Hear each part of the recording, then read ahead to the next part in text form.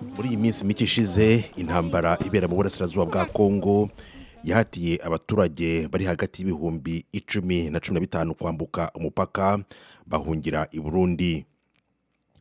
HCR yavuze ko abenshi muri aba bahunga baturutse i Bukavu, umujyi uherutse kwigarurirwa na M23. Muri bo hari abahunga bakoresheje ubwato buto bugaragara nk'ubushobora kubashyira mu kaga ko kurohama. Aba bahunga barimo uwitwa Timiza wahunze yambutse uruzi rwa Rusizi, yavuze ko iby'ibanze bakeneye ubu ari ibyo kurya n'ibiringiti byo kwifubika. Tulikimbia vita, tunasikia masasi iko mingi. Twahunze imirwano, twumvise amasasi avugira ahantu hose, duhitamo guhunga. Hari abana twagiye tuburira mu nzira kuko twatandukanye.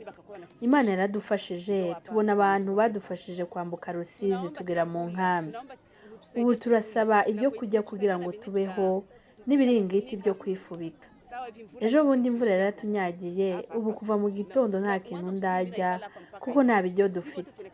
Ubu cyakoze hari umugira neza mpaye akagafu, niko ngiye guteka.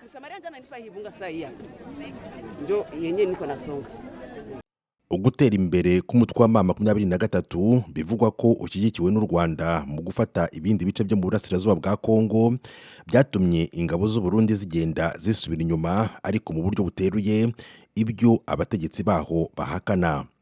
Ku wa kabiri w'iki cyumweru, umuvugizi w'igisirikare cy'u Burundi Gaspard Baratuza yanze ibivugwa by'uko igisirikare cy'u Burundi kiri gusubira inyuma, ahubwo yumvikanisha ko abasirikare babo bakomeje ubutumwa barimo mu bice bakoramo inshingano.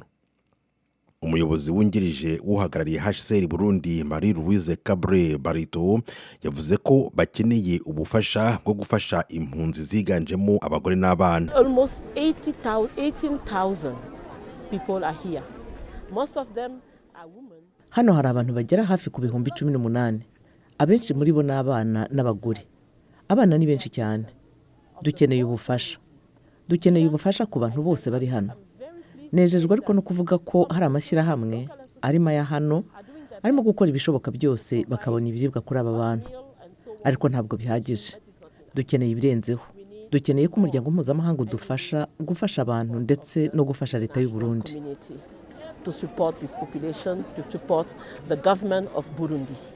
Izi mpunzi z'Abanyekongo zahungiye mu Burundi zashyizwe ahantu ubona ko hakenewe byinshi, birimo amashitingi yo kubamo, aho bashobora kwikinga imvura mu gihe yabiguye.